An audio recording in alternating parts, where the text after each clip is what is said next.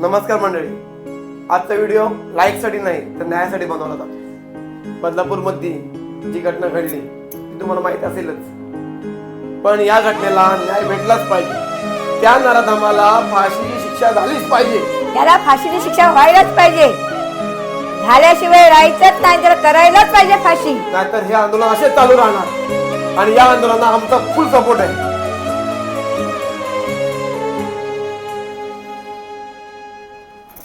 सागर आटला डोंगर का फुटला,